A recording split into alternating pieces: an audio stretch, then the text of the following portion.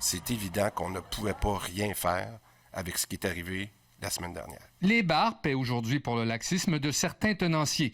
À partir de demain, tous les bars devront cesser de servir de l'alcool à minuit et fermer leurs portes à 1h. Afin de favoriser la distanciation, le gouvernement limite à 50% la capacité d'accueil d'un établissement établi selon son permis. Il n'y aura plus de danse, la soirée se déroulera assis.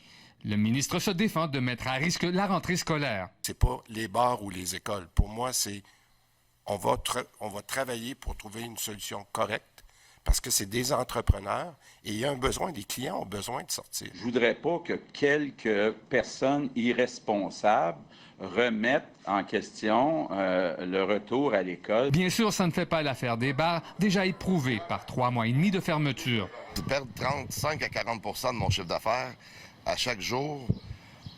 Je comprends pas cette partie-là parce que les gens vont se déplacer plus tôt. On va avoir quand même notre 50 % de capacité. Et puis après ça, que ce soit avant minuit ou après minuit, il faut les gérer quand même, les gens. Nécessairement, le gouvernement devrait, comme dans d'autres industries, venir appuyer ces commerçants-là, qui sont des entrepreneurs. Ça pourrait être le coup de grâce de bien des clubs de nuit. Les boîtes de nuit actuellement, les dive bars, les endroits avec des dance floors, eux autres, c'est des nouvelles catastrophiques qui sont annoncées.